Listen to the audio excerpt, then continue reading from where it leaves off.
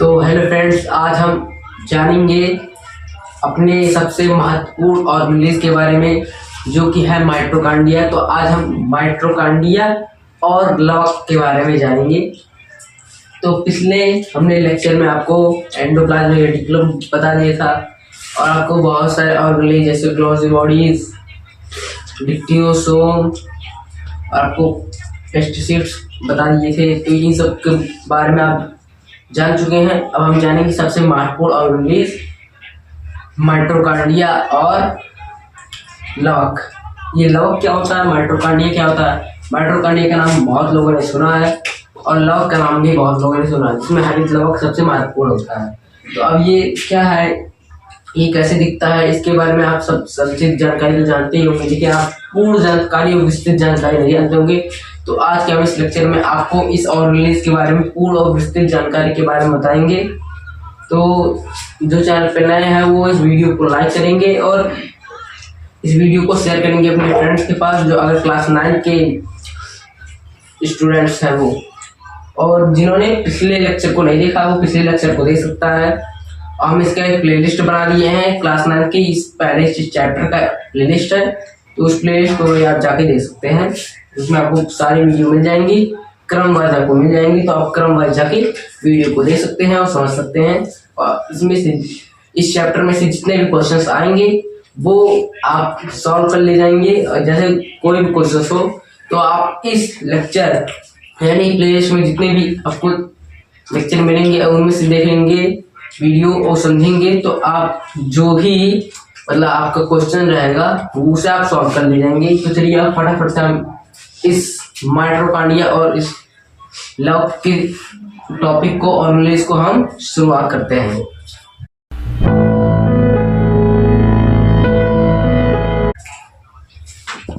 तो सबसे पहले हम जानेंगे माइटोकॉन्ड्रिया के बारे में, उसके बाद हम लवक के बारे में जानेंगे, क्योंकि हमारा सबसे आखिरी ऑर्गेनेल है। उसके बाद हम इसके बाद अगला लेक्चर हमारा न्यूक्लियस पे होगा, उसके बाद हमारा चैप्टर खत्म हो जाएगा। तो ये हमारा सबसे आखिरी ऑर्गेनेल का मतलब लेक्चर है। तो सबसे पहले हम जानेंगे माइटोकॉन्ड्रिया के बारे में। तो अब हम जानेंगे माइटोकॉन्ड्रिया के बारे में, माइटोकॉन्ड्रिया क्या होता है। तो अब इसके बारे में जानते हैं, इसकी खोजकर्ता के बारे में जानेंगे, कब ये खोजा गया था इसके बारे में जानेंगे, क्योंकि जितने भी ऑर्गेनेल है उसे खोजा गया था ना, क्योंकि कोई पहले से जानता था तो उसे खोजा गया है। तो अब जानते हैं इनके खोजकर्ता कौन है और उसे कब खोजा गया था और ये दिखने में लगता कैसे, इसका संरचना के बारे में और इसके कार्य के बारे में जानेंगे। तो सबसे पहले हम इसकी ये माइटोकॉन्ड्रिया जो है इसको खोजा किसने था, माइटोकॉन्ड्रिया को खोजा किसने था और माइटोकॉन्ड्रिया कब खोजा गया था इसके बारे में जानते हैं। तो देखिए जो इनके खोजकर्ता है वो सन 19 एडी में खोजा गया था इसे, और खोजकर्ता का नाम है प्रोफेसर अल्टमान ने इसकी खोज की थी। अल्टमान ने इनकी खोज की थी, प्रोफेसर अल्टमान।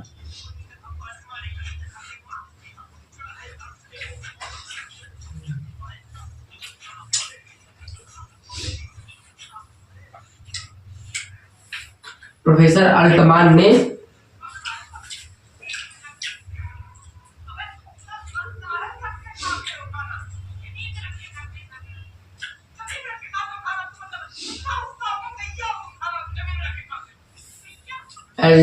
ने इनकी खोज की थी।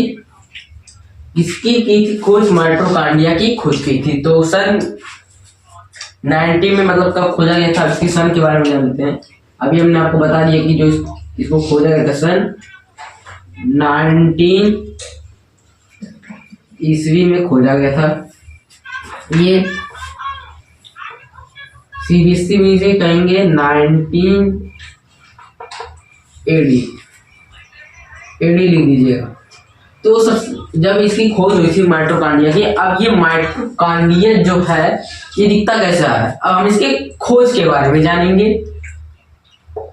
खोज के बारे में जानेंगे कि ये कैसे खोजा गया था, संरचना है वो कैसे दिखती है, इसके कार्य के बारे में जानेंगे। और अब जानते हैं दिखने में लगता कैसा है, इसको खोजा कैसे गया था, क्योंकि इसको खोजने पे इसकी आकार दिखता है।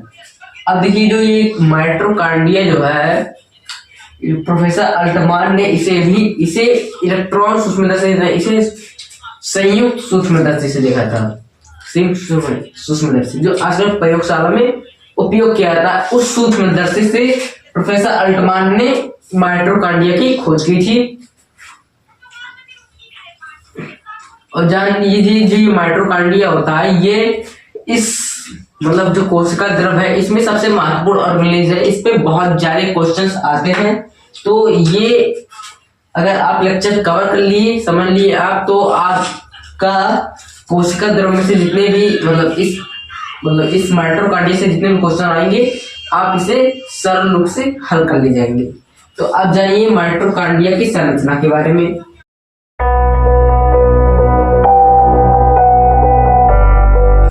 तो अब देखिए कि जो ये हमारा संरचना है माइटोकॉन्ड्रिया का, अब हम इसकी संरचना के बारे में जानने जा रहे हैं। तो जो इसकी संरचना है वो दिखने में ये कैसा दिखता है, तो आपको एक बगल में इमेज दिख रही है, उसके जैसा ये माइटोकॉन्ड्रिया दिखता है। माइटोकॉन्ड्रिया जो है वो इसी के जैसा दिखता है, जिसको आपको बगल में इमेज दिख रही है, कुछ इसी टाइप से दिखता है। अब इसकी संरचना के डिटेल के बारे में जान लेते हैं कि ये इसका डिटेल मतलब क्या है, कि ये कैसे काम करता है, मतलब इसका कार्य क्या है और ये कैसे बनता है। तो देखिए हमने इस आपको समझाने के लिए एक माइटोकॉन्ड्रिया का एक चित्र बनाया है। थोड़ा गड़बड़ है लेकिन हाँ आधा से ज्यादा परसेंट बना, ये माइटोकॉन्ड्रिया जैसे दिख रहा है। तो मैंने माइटोकॉन्ड्रिया का चित्र बनाया है, आपको इसकी संरचना को समझाने के लिए हमने आपको माइटोकॉन्ड्रिया का चित्र बना दिया है। बगल में जो आपको इमेज दिख रही थी वो भी सही था, वो आपको दिखाने के लिए कि हाँ माइटोकॉन्ड्रिया दिखता कैसा है सेम, और ये आपको समझाने के लिए बनाया गया है। अब देखिए ये जो माइटोकॉन्ड्रिया है वो दिखता कैसा है, कुछ इस टाइप से दिखता है। अब इसकी संरचना ये बनी कैसी है, अब इसके बारे में जानेंगे। देखिए जो माइटोकॉन्ड्रिया होता है, इसके ये जो जगह है सरफेस, ये दोहरी दीवार से बनी हुई है। जो माइटोकॉन्ड्रिया है वो दोहरी दीवार से बनी हुई है। आप देख लीजिए माइटोकॉन्ड्रिया दोहरी, ये देखने में, इसको अगर हटा दीजिए तो आपको ये देखने में एक थैले जैसा दिखता है, या फिर फ्लास्क कह सकते हैं। थैले और फ्लास्क जैसा ये दिखता है। और दोहरी दीवार देखिए, दो दीवार है नहीं, देखिए दो दीवार, एक बाहर झिल्ली एक भीतरी झिल्ली। झिल्ली एक दीवार का काम करती है, तो दो दोहरी यानी दो दीवारों वाला ये थैले जैसा या फिर फ्लास्क जैसा ये दिखता है। इतना आपको समझ में आया, तो आप इसका पूरा स्ट्रक्चर आप कॉपी बना लीजिए। देखिए ये बहुत ही इंपॉर्टेंट ऑर्गेनेल्स है, इसके बहुत सारे क्वेश्चंस आते हैं। अगर आपको इसका इमेज बनाना नहीं आता है तो आप किस समझो नंबर कर सकते हैं। आपको इसका इमेज जरूर से जरूर अपने कॉपी में बना लेना है। और साथ साथ अगर आपको प्रोजेक्ट कार्ड दिया जाता है चार्ट पेपर वाला, तो आप इसको माइटोकॉन्ड्रिया दिया जाता है तो आपको जरूर से जरूर बनाना है, क्योंकि ये जो ऑर्गेनेल्स है इस पे बहुत सारे क्वेश्चन पूछे जाते हैं और साथ में ये बहुत इंपॉर्टेंट टॉपिक है। तो अब इसको देखिए, ये दोहरी दीवार वाला फ्लास्क जैसा ये दिखता है, या थैली जैसा कह सकते हैं, दोहरी दीवार वाला। अब इसकी संरचना के बारे में जान लेते हैं कि संरचना इसका है क्या, मतलब ये बना कैसा है। अब इसके बारे में जान लेते हैं। पहले आप इतना इमेज बना लीजिए।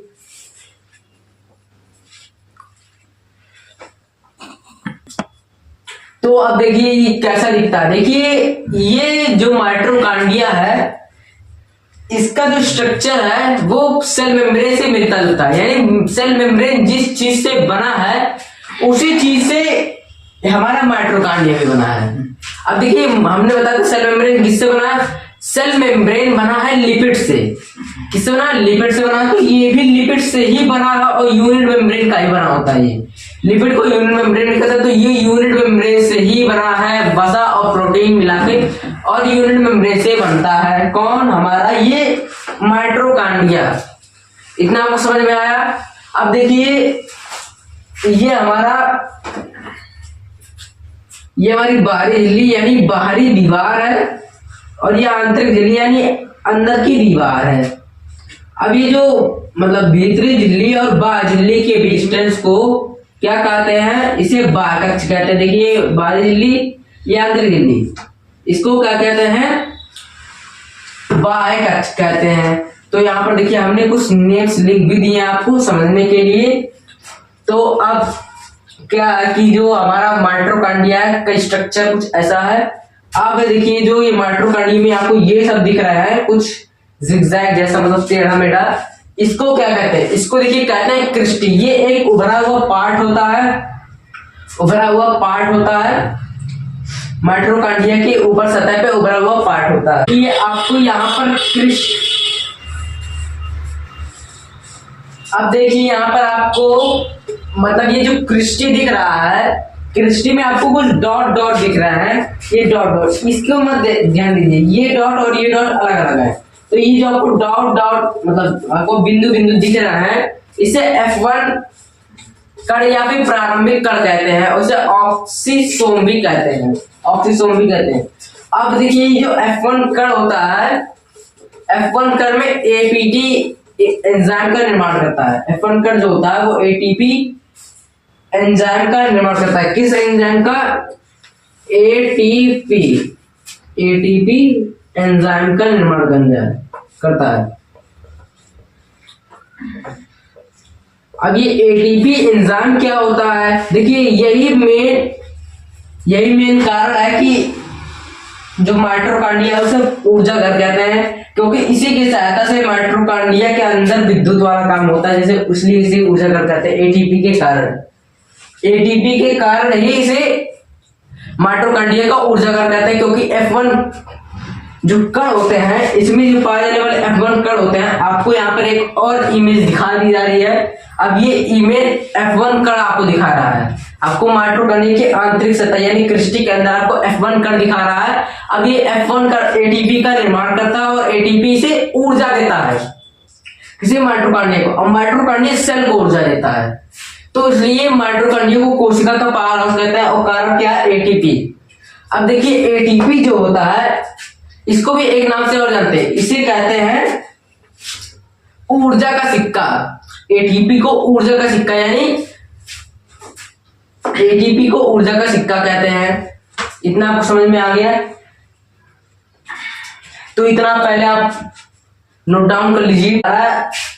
माइटोकॉन्ड्रिया का स्ट्रक्चर है वो कैसे बना है, और हमने बताया कि एटीपी क्या होता है, और हमने ये भी बताया कि इस सतह को क्या कहते हैं, ये दिखने में कैसा लगता है। अब देखिए जो माइटोकॉन्ड्रिया, इसमें थोड़ा और भी संरचना है। माइटोकॉन्ड्रिया की संरचना में पाया जाता है कि जो डॉट डॉट्स होते हैं, इसके अंदर आपको ऑक्सीसोम यानी ऑक्सीजन भी पाया जाता है। F1 कणों के साथ ऑक्सीजन भी उसमें पाया जाता है, इसमें माइटोकॉन्ड्रिया में पाया जाता है। अब माइटोकॉन्ड्रिया में देखिए श्वसन एंजाइम भी पाया जाता है। कौन सा एंजाइम? श्वसन एंजाइम। देखिए श्वसन एंजाइम भी पाया जाता है किसके अंदर? माइटोकॉन्ड्रिया के अंदर। इसलिए माइटोकॉन्ड्रिया कुछ प्रो लेवल का बंदा है, मतलब ऑर्गेनिज्म में सबसे ज्यादा इज्जत इसी को दी जाती है, बाकी सबको बेइज्जती दी जाती है। तो अब हम जान गए इसकी संरचना के बारे में, अब हम इसके कार्य के बारे में जानते हैं। उसके बाद हम अपना दूसरा जो टॉपिक है लवक, उसके बारे में हम जानेंगे। तो अब हम इसके कार्य के बारे में जानेंगे।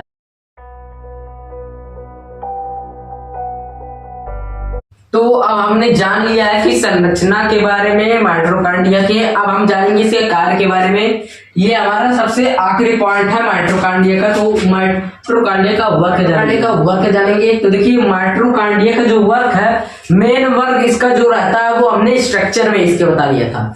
मेन वर्क क्या है इसका? मेन वर्क है इसका कि ये कोशिका को ऊर्जा देता है, तो ये इसका पहला वर्क हो जाता है, और ये बहुत ही इंपॉर्टेंट वर्क यही है इसका। तो इस पे बहुत सारे क्वेश्चन पूछते हैं कि कोशिका को ऊर्जा कौन देता है? तो माइटोकॉन्ड्रिया देता है। ये बहुत सारे इंपॉर्टेंट क्वेश्चंस होते हैं। तो यही है क्वेश्चन कि माइटोकॉन्ड्रिया को ऊर्जा घर क्यों कहा जाता है, ये क्वेश्चन है। और माइटोकॉन्ड्रिया को ऊर्जा कहाँ से मिलती है, ये सब क्वेश्चंस आपके एनसीईआरटी और आपके बुक में रहते हैं, जो कि आपके एग्जाम में पूछे जाते हैं। तो आपको इन सभी क्वेश्चंस को अच्छे से रिवाइज कर लेना है और अच्छे से समझ लेना है, और आप एग्जाम में जाएंगे आपको क्वेश्चन ऐसा मिलेगा तो आप इसे फटाफट से कर सकते हैं। क्योंकि जो माइटोकॉन्ड्रिया है, क्योंकि अगर आप इसे समझ लेंगे अच्छे से तो कोई भी क्वेश्चन रहेगा माइटोकॉन्ड्रिया का तो आप इसे आराम से सॉल्व कर सकते हैं। तो अब इसके वर्क है, तो इसका पहला वर्क क्या है? इसका पहला वर्क ये कोशिका को ऊर्जा देता है। तो आप इतना नोट करिए। तो पहला कि ये है कोशिका को ऊर्जा देता है। अब इसका दूसरा कार्य क्या है? दूसरा कार्य है इसका, ये खाद्य पदार्थों का ऑक्सीकरण करता है। यह खाद्य पदार्थों का ऑक्सीकरण करता है, खाद्य पदार्थों का ऑक्सीकरण करता है। अब तीसरा क्या है? तीसरा हमने बता दिया था कि ये एटीपी नामक ऊर्जा युक्त यौगिक या एंजाइम से बंधित रहता है और इसके कारण ही माइटोकॉन्ड्रिया को पावर हाउस कहते हैं सेल का।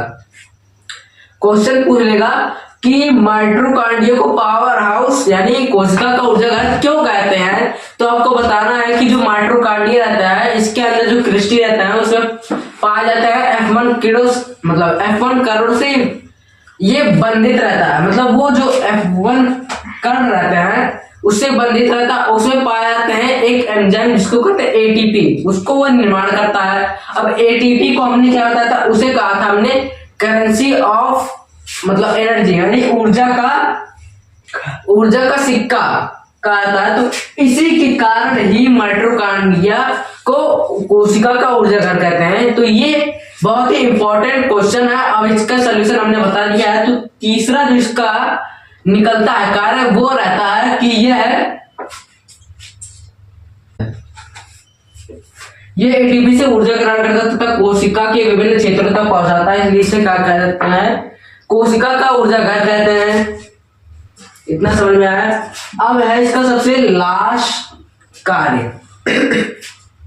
सबसे लास्ट कार्य इतना आप नोट डाउन कर। हमने आपको बताया था कि जो मतलब जो कोशिका होता है इसमें श्वसन एंजाइम्स भी पाए जाते हैं, मतलब श्वसन एंजाइम्स भी पाए जाते हैं। तो श्वसन एंजाइम्स में एक चीज आता है जिसे कहते हैं मैट्रिक्स, और मैट्रिक्स क्या करता है? वह श्वसन एंजाइम्स को बनाता है। तो इसका चौथा कार्य सबसे इंपॉर्टेंट कार्य क्या है? तो इसी के साथ हमारा माइटोकॉन्ड्रिया का टॉपिक खत्म होता है। अपने नेक्स्ट टॉपिक हरित लवक यानी लवक के बारे में हम जानने जा रहे हैं। तो अब हमारा नेक्स्ट टॉपिक लवक स्टार्ट।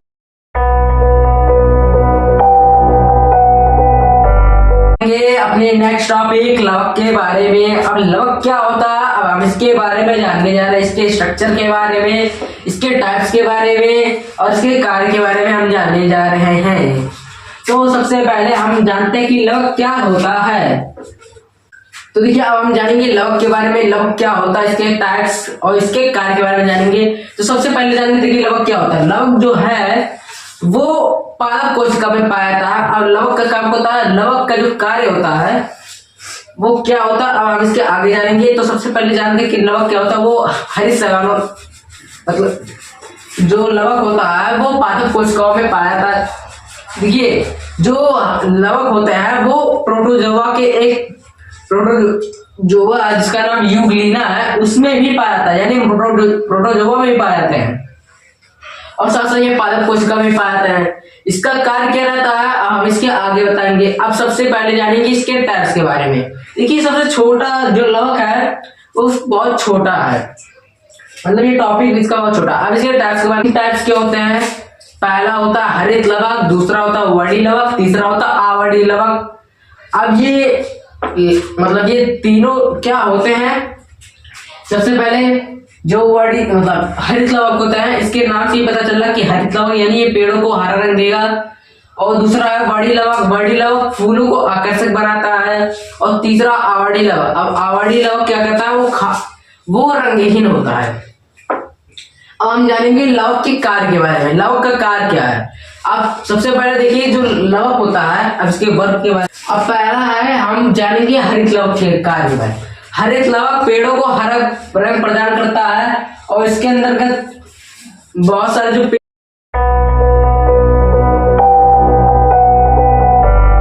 आते हैं आधे से ज्यादा अधिकांश में हरित लवक पाए जाते हैं, मतलब कोशिका में, और यह पेड़ों को हरा रंग प्रदान करता है। इसके अंतर्गत क्लोरोफिल नामक एक तत्व पाया जाता है, उसी कारण पेड़ हरा होता है। आपने सुना होगा कि क्लोरोफिल के नाते पेड़ का रंग हरा होता है। तो क्लोरोफिल को किसमें पाया जाता है? हरित लवक में पाया जाता है। तो पहला कार्य। दूसरा कार्य यह है कि वो मतलब फूलों को आकर्षक रंग प्रदान करता है। फूलों को आकर्षक बनाना व रंग प्रदान करना। अब तीसरा है आवड़ी लवक के बारे में। और रंगीन होते हैं लेकिन वो बताएं खाद्य पदार्थों का संग्रहण करते हैं। वो क्या करते हैं? खाद्य पदार्थों का संग्रहण करते हैं। आप अपना पहले नोट डाउन कर लीजिए लवक के बारे में।